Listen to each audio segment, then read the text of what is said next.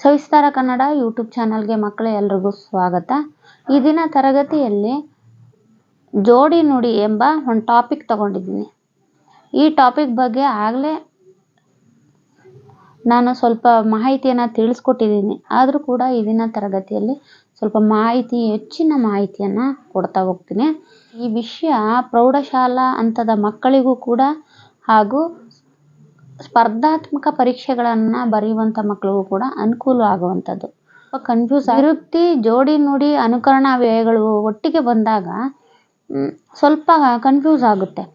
ಅದನ್ನು ಅರ್ಥ ಕರೆಕ್ಟಾಗಿ ಮಾಡ್ಕೊಂಡಿದ್ದೆ ಆದಲ್ಲಿ ನಮಗೆ ಪರೀಕ್ಷೆಗಳಲ್ಲಿ ಆರಾಮಾಗಿ ಬರಿಬೋದು.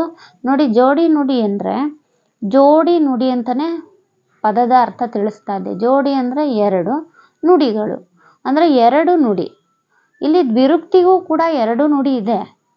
ಆದರೆ ದ್ವಿರುಕ್ತಿಯಲ್ಲಿ ದ್ವಿರುಕ್ತಿ ಅಂದರೆ ಒಂದೇ ಪದವು ಎರಡು ಬಾರಿ ಬರುವಂಥದ್ದು.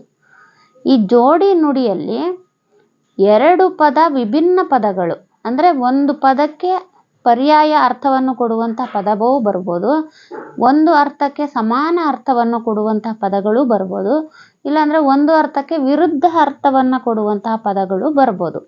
ಇದು ಜೋಡಿ ನುಡಿಯ ಒಂದು ವಿಶೇಷತೆ ಅಂತಲೇ ಹೇಳ್ಬೋದು. ಹಾಗಾಗಿ ಅದನ್ನು ನೋಡ್ತಾ ಹೋಗೋಣ. ನೋಡಿ, ದ್ವಿರುಕ್ತಿಯಂತೆಯೇ ಬೇರೊಂದು ಬಗೆಯ ಶಬ್ದಗಳನ್ನು ಭಾಷೆಯಲ್ಲಿ ಪ್ರಯೋಗಿಸಲಾಗುತ್ತದೆ. ಇವು ದ್ವಿರುಕ್ತಿಗಳಲ್ಲ, ಜೋಡಿ ನುಡಿಗಳೆಂದು ಕರೆಯುತ್ತಾರೆ. ಪ್ರಾಸಕ್ಕಾಗಿ ಭಾಷೆಯ ಸೊಬಗನ್ನು ಹೆಚ್ಚಿಸಲು ಇವನ್ನು ಬಳಸಿದಂತೆ ತೋರುತ್ತದೆ. ಅರ್ಥದ ದೃಷ್ಟಿಯಿಂದ ಸಮಾನಾರ್ಥಕ ಜೋಡಿ ನುಡಿ, ಪೂರಕಾರ್ಥಕ ಜೋಡಿ ನುಡಿ, ವಿರುದ್ಧಾರ್ಥಕ ಜೋಡಿ ನುಡಿ ಮತ್ತು ಅಸ್ಪಷ್ಟವಾದ ಜೋಡಿ ನುಡಿಗಳೆಂದು ವಿಭಜಿಸಬಹುದು. ಸಮಾನಾರ್ಥಕ ಅಂದರೆ ಒಂದೇ ಅರ್ಥವನ್ನು ಕೊಡುವಂತಹ ಎರಡು ಪದಗಳು ಬರ್ಬೋದು, ಇಲ್ಲಾಂದರೆ ವಿರುದ್ಧಾರ್ಥಕ ಜೋಡಿ ನುಡಿ ಅಂದರೆ ಒಂದು ಪದ ಇದ್ದರೆ ಅದಕ್ಕೆ ವಿರುದ್ಧ ಪದ, ಅಳು, ನಗು ಹೀಗೆ. ಪೂರಕಾರ್ಥಕ ಅಂದರೆ ಒಂದು ಪದ ಅದಕ್ಕೆ ಪೂರಕವಾದಂತಹ ಇನ್ನೊಂದು ಪದ ಇದ್ದರೆ ಅದು ಪೂರಕಾರ್ಥಕ ಜೋಡಿ ನುಡಿ. ಹೀಗೆ ಅಸ್ಪಷ್ಟವಾದ ಜೋಡಿ ನುಡಿ ಅಂದರೆ ಒಂದು ಪದ ಇದ್ದರೆ ಇನ್ನೊಂದು ಪದ ಕೂಡ ಅದಕ್ಕೆ ಮ್ಯಾಚೇ ಆಗೋದಿಲ್ಲ, ಅಂತಹ ಪದಗಳು ಕೂಡ ಬರ್ಬೋದು. ಇದನ್ನು ಜೋಡಿ ನುಡಿ ಅಂತ ಕರೀತಾರೆ. ನೋಡಿ, ಸಮಾನಾರ್ಥಕ ಜೋಡಿ ನುಡಿ ಅವಳಿ ಜವಳಿ ಅಂದರೆ ಒಂದು ಪದಕ್ಕೆ ಸಮಾನ ಅರ್ಥವನ್ನು, ಸಾಮಾನ್ಯವಾಗಿ ಇಂತಹ ಪದಗಳನ್ನು ನಾವು ದಿನನಿತ್ಯಗಳಲ್ಲಿ ಬಳಸ್ತೀವಿ. ನೋಡಿ, ಅವಳಿ ಜವಳಿ, ಅಂದ ಚಂದ, ನೋಡು ಆ ಬೆಟ್ಟ ಎಂತಹ ಅಂದ ಚಂದವಾಗಿದೆ. ಅಂದ ಬಿಟ್ಬಿಡಲ್ಲ, ಚಂದನೂ ಬಿಟ್ಬಿಡಲ್ಲ, ಎರಡು ಪದಗಳನ್ನು ಕೂಡಿಸ್ಕೊಂಡು ನಾವು ಹೇಳ್ತೀವಿ. ನೋಡಿ, ಅಂದ ಚಂದ, ಆ ವಾಕ್ಯದಲ್ಲಿ ಈ ಪದವನ್ನು ಬಳಸಿದಾಗಲೇ ಆ ವಾಕ್ಯಕ್ಕೆ ಒಂದು ವಿಶೇಷ ಅರ್ಥ ಕೊಡ್ತಾ ಹೋಗುತ್ತೆ. ಹಾಗಾಗಿ ಗೊತ್ತಿಲ್ದಂಗೆ ಇಂತಹ ಪದಗಳನ್ನು ನಾವು ಬಳಸ್ತಾ ಇರ್ತೀವಿ. ಆದರೆ ಇದು ದ್ವಿರುಕ್ತಿಯ ಜೋಡಿ ನುಡಿಯ ಅಂತ ಗೊತ್ತಾಗೋದಿಲ್ಲ. ಆದರೆ ಅಭ್ಯಾಸ ಕ್ರಮದಲ್ಲೇ ನಾವು ಓದ್ತಾ ಹೋದರೆ ಇದು ಜೋಡಿ ನುಡಿ, ಇದು ದ್ವಿರುಕ್ತಿ ಅಂತ ನಮ್ಗೆ ಗೊತ್ತಾಗ್ತಾ ಹೋಗುತ್ತೆ. ನೋಡಿ, ಎಡರು ತೊಡರು, ಏರು ಪೇರು, ಉಡುಗೆ ತೊಡುಗೆ. ನೋಡಿ, ಉಡುಗೆ ಅಂದ್ರೂ ಬಟ್ಟೆಯೇ, ತೊಡುಗೆ ಅಂದ್ರೂ ಕೂಡ ಬಟ್ಟೆಯೇ. ಕಪ್ಪ ಕಾಣಿಕೆ, ಕಪ್ಪ ಅಂದ್ರೂ ಒಂದು ವಸ್ತು ಕೊಡುವಂಥದ್ದು, ಕಾಣಿಕೆ ಅಂದ್ರೂ ಕೂಡ ಒಂದು ವಸ್ತು. ಕಸ ಕಡ್ಡಿ, ನೋಡಿ, ಕಸ ಕಡ್ಡಿ ಸಮಾನ ಅರ್ಥವನ್ನು ಕೊಡುವಂತಹ ಜೋಡಿ ನುಡಿಗಳಿವು. ಗೆಡ್ಡೆ ಗೆಣಸು, ಜಾತ್ರೆ ಯಾತ್ರೆ, ತಳ ಬುಡ. ನೋಡಿ, ತಳ ಅಂದರೆ ಕೂಡ ಏನು, ತಳಭಾಗ, ಬುಡ ಅಂದ್ರೂ ಕೂಡ ತಳಭಾಗ ಅಂದರೆ ಸಮಾನ ಅರ್ಥವನ್ನು ಕೊಡುವಂತಹ ಜೋಡಿ ನುಡಿಗಳು. ತೊಳಗು ಬೆಳಗು, ದವಸ ಧಾನ್ಯ, ದುಗುಡ ದುಮ್ಮಾನ, ನೆರೆ ತೆರೆ, ನೆರೆ ಹೊರೆ, ಬಂಧು ಬಳಗ. ನೋಡಿ, ಬಂಧು ಬಳಗ, ಬಂಧು ಅಂದ್ರೂ ಕೂಡ ನೆಂಟರೆ, ಬಳಗ ಅಂದ್ರೂ ಕೂಡ ನೆಂಟರೆ. ಬೆಟ್ಟ ಗುಡ್ಡ, ಮಕ್ಕಳು ಮರಿ, ಮಾನ ಮರ್ಯಾದೆ. ಕೆಲವೊಂದು ಪದಗಳನ್ನು ಬಳಸಬೇಕಾದ್ರೆ ನಾವು ಸಾಮಾನ್ಯವಾಗಿ ದಿನನಿತ್ಯ ಜೀವನದಲ್ಲಿ ಬಳಸ್ತಾ ಹೋಗ್ತೀವಿ. ಮಾನ ಮರ್ಯಾದೆ, ಬೆಟ್ಟ ಗುಡ್ಡ, ಬಂಧು ಬಳಗ. ರೀತಿ ನೀತಿ, ಸ್ವಲ್ಪನಾದರೂ ರೀತಿ ನೀತಿ ಕಲ್ತ್ಕೊ ಅಂತೀವಿ. ಅಂದರೆ ಈ ರೀತಿನ ನಾವು ಬಿಟ್ಟು ಹೇಳಲ್ಲ, ನೀತಿ ಮಾತ್ರ ಕಲ್ತ್ಕೊ ಅಂತೀವ, ಅಥವಾ ರೀತಿ ಮಾತ್ರ ಬಳಸಿ ನೀತಿನ ಬಿಡ್ತೀವ, ರೀತಿಯಾಗಿರು ಅಂತೀವ, ಇಲ್ಲ ನೀತಿ ಕಲ್ತ್ಕೊ ಅಂತ ಹೇಳ್ತೀವಿ. ಸುತ್ತಮುತ್ತ, ಹಾದಿ ಬೀದಿ. ನೋಡಿ, ಹಾದಿ ಅಂದ್ರೂ ಕೂಡ ರಸ್ತೆ, ಬೀದಿ ಅಂದ್ರೂ ಕೂಡ ರಸ್ತೆ. ಈ ರೀತಿಯ ಸಮಾನಾರ್ಥಕ ಜೋಡಿ ನುಡಿಗಳು ಇವಾಗಿರುತ್ತೆ. ನೆಕ್ಸ್ಟ್ ನೋಡಿ, ಪೂರಕಾರ್ಥಕ ಜೋಡಿ ನುಡಿ ಅಂದ್ರೆ ನೋಡಿ, ಅಂಕೆ ಸಂಖ್ಯೆ. ಅಚ್ಚು ಮೆಚ್ಚು. ಅಚ್ಚು ಅಂದ್ರೆ ಇಷ್ಟಪಡುವಂಥದ್ದು, ಮೆಚ್ಚು ಅಂದ್ರೆ ಆ ವಸ್ತುವನ್ನ ಮೆಚ್ಚುವಂಥದ್ದು. ಅಕ್ಕಪಕ್ಕ, ಅಲ್ಲೋಲ ಕಲ್ಲೋಲ. ಆಚಾರ ವಿಚಾರ, ಆಸ್ತಿ ಅಂತಸ್ತು. ನೋಡಿ, ಅವನಿಗೆ ಆಸ್ತಿ ಅಂತಸ್ತಿದೆ ಅಂತಾರೆ. ಆಸ್ತಿ ಮತ್ತೆ ಅಂತಸ್ತು. ಎಕ್ಕ ಪಕ್ಕ, ಓದು ಬರಹ. ಕನಸು ಮನಸ್ಸು, ಕಟ್ಟು ಕಟ್ಟಳೆ. ಕಾಡು ಮೇಡು, ಕಾಯಿ ಕಸರು. ಗತ್ತು ಗಮ್ಮತ್ತು, ಗಿಡ ಗಂಟಿ. ನೀರು ನಿಡಿ. ನೀರು ನಿಡಿ ಇಲ್ದಲೆ ಜಾಗದಲ್ಲಿ ಹಾಕ್ಬಿಡ್ತಾರೆ. ಕೆಲವೊಂದು ಪದಗಳನ್ನ, ವಾಕ್ಯಗಳನ್ನ ಮಾಡ್ಬೇಕಾದ್ರೆ ಇಂಥ ಪದಗಳನ್ನ ನಾವು ಬಳಸ್ತಾ ಇರ್ತೀವಿ. ಊಟ ತಿನ್ನುವ ಪದಾರ್ಥವನ್ನ ನಾವು ವೇಸ್ಟ್ ಮಾಡ್ತಾ ಇದ್ರೆ ಮಕ್ಳಿಗೆ ಏನ್ ಹೇಳ್ತೀವಿ? ನೀರು ನಿಡಿ ಇಲ್ದಲೆ ಇರೋ ಜಾಗಕ್ಕೆ ನಿನ್ನನ್ನು ಬಿಡಬೇಕು ಅಂದ್ರೆ, ನೀರು ಊಟಕ್ಕೆ ಆಹಾರ ಇಲ್ದಲೆ ಇರೋ ಜಾಗದಲ್ಲಿ ಬಿಟ್ಟಾಗ ನಿನಗೆ ಗೊತ್ತಾಗುತ್ತೆ ಊಟದ ಬೆಲೆ ಏನು ಅಂತ, ಅಲ್ವಾ? ಹಾಗಾಗಿ ಅಂತಹ ವಾಕ್ಯಗಳಲ್ಲಿ ಇಂಥ ಪದಗಳನ್ನು ಬಳಸಿದಾಗ ಏನಾಗುತ್ತೆ, ಆ ವಾಕ್ಯಕ್ಕೆ ಒಂದು ವಿಶೇಷ ಅರ್ಥ ಬರುತ್ತೆ. ನೆಕ್ಸ್ಟ್ ನೋಡಿ, ನೀತಿ ನಿಯಮ. ನಿನ್ಗೊಂದು ನೀತಿ ನಿಯಮ ಗೊತ್ತಿಲ್ವಾ? ಆಗ ಬಳಸ್ತೀವಲ್ಲ ವಾಕ್ಯ, ಆ ವಾಕ್ಯದಲ್ಲಿ ಇಂಥ ವಿಶೇಷ ಪದಗಳನ್ನು ಬಳಸ್ತೀವಿ. ನಡೆ ನುಡಿ, ನಾಡು ನುಡಿ. ತಿಂಡಿ ತೀರ್ಥ, ಪಾತ್ರೆ ಪರಡಿ. ಪೋಲಿ ಪಟ್ಟಿಂಗ, ಬಟ್ಟೆ ಬರೆ.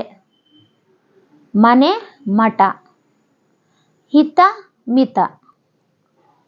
ನೋಡಿ, ಈ ರೀತಿಯ ಪೂರಕಾರ್ಥಕ ಜೋಡಿ ನುಡಿಗಳನ್ನು ನೋಡಿದ್ವಿ. ನೆಕ್ಸ್ಟ್ ನೋಡೋಣ, ವಿರುದ್ಧಾರ್ಥಕ ಜೋಡಿ ನುಡಿ ಅಂದ್ರೆ ಒಂದು ಪದಕ್ಕೆ ವಿರುದ್ಧವಾದಂಥ ಜೋಡಿ ನುಡಿಯನ್ನ.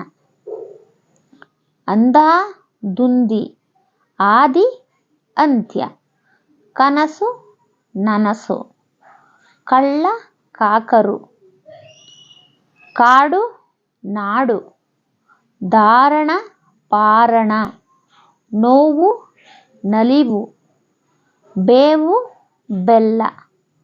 ಭುವಿ ಬಾನು, ಪಂಡಿತ ಪಾಮರ. ಬೆಳಗು ಬೈಗು, ಲೀಲಾ ಜಾಲ. ಸಿಹಿ ಕಹಿ, ಸುಖ ದುಃಖ. ಹಗಲು ರಾತ್ರಿ, ಹೆಚ್ಚಾಗು ಪೆಚ್ಚಾಗು. ನೋಡಿ, ಹಾಗೆ ಅಸ್ಪಷ್ಟಾರ್ಥಕ ಜೋಡಿ ನುಡಿ ಅಂದ್ರೆ ಅಸ್ಪಷ್ಟವಾದಂತಹ ಅರ್ಥ ನೀಡುವಂಥ, ಅರ್ಧ ಬರ್ಧ ಅಂತ ಅರ್ಥ ನೀಡ್ತಕ್ಕಂಥ ಪದಗಳನ್ನು ಅಸ್ಪಷ್ಟಾರ್ಥಕ ಜೋಡಿ ನುಡಿ ಅಂತ ಕರಿತೀವಿ. ನೋಡಿ, ಅರೆ ಬರೆ, ಅವಡು ಸವಡು, ಅಡ್ರ ಬಡ್ರ. ನೋಡಿ, ಅವನು ಹೆಂಗೆ ಅಡ್ರ ಬಡ್ರವಾಗಿ ಗಾಡಿ ಓಡಿಸ್ತಾನೆ ಅಂತ ಬಳಸ್ತೀವಲ್ಲ, ಆ ರೀತಿ. ಅಡ್ಡ ದಿಡ್ಡಿ. ನೋಡಿ, ಅವನು ಅಡ್ಡ ದಿಡ್ಡಿಯಾಗಿ ಗಾಡಿಗಳನ್ನು ಓಡಿಸ್ತಾ ಇದ್ದಾನೆ. ಐಬು ಸೈಬು, ಕೂಲಿ ನಾಲಿ. ಗರ್ತಿಗಮ್ಮತ್ತು, ಮರ ಮಂದಿ. ವ್ಯಾಪಾರ ಸಾಪಾರ, ಹುಳ ಉಪ್ಪಟೆ. ನೋಡಿ, ಹೀಗೆ ಜೋಡಿ ನುಡಿಗಳಲ್ಲಿ ಈ ರೀತಿಯ ವಿಭಾಗಗಳನ್ನು ಮಾಡಿಕೊಂಡು ನೀವು ಒಂದು ನೋಟ್ಬುಕ್ಗಳಲ್ಲಿ ಬರೆದಿಟ್ಕೊಂಡು ಎಕ್ಸಾಮ್ಗಳ ಹತ್ರ ಬಂದಾಗ ಇವುಗಳ ಮೇಲೆ ಕಣ್ಣಾಯಿಸಿದ್ರೆ ನಿಮ್ಗೆ ಅದರ ಅರ್ಥ ಮತ್ತು ಈ ರೀತಿಯ ಪದಗಳು ಬರುತ್ತಲ್ಲ ಅನ್ನೋದು ನಿಮಗೆ ಗೊತ್ತಾಗ್ತಾ ಹೋಗುತ್ತೆ. ಸಮಾನಾರ್ಥಕ ಜೋಡಿ ನುಡಿ, ಪೂರಕಾರ್ಥಕ ಜೋಡಿ ನುಡಿ, ವಿರುದ್ಧಾರ್ಥಕ ಜೋಡಿ ನುಡಿ ಮತ್ತು ಅಸ್ಪಷ್ಟಾರ್ಥಕ ಜೋಡಿ ನುಡಿಗಳನ್ನು ನಾವು ನೋಡ್ಬೋದು. ನೋಡಿ, ಹಾಗೆ ಇಲ್ಲಿ ನೋಡಿ ಕೆಲವೊಂದು ಜೋಡಿ ನುಡಿಗಳನ್ನು. ಖಂಡ ತುಂಡ, ಜೋಗಿ ಜಂಗಮ, ಛತ್ರ ಚಾಮರ. ನಡೆ ನುಡಿ, ತನು ಮನ. ಅವರಿವರು, ರಕ್ತ ಮಾಂಸ. ಸಡಗರ ಸಂಭ್ರಮ, ಬಂಧು ಬಳಗ. ಕಪ್ಪು ಬಿಳುಪು, ಹಿರಿಮೆ ಗರಿಮೆ. ಅಂದ ಚಂದ, ಮಳೆ ಮೋಡ.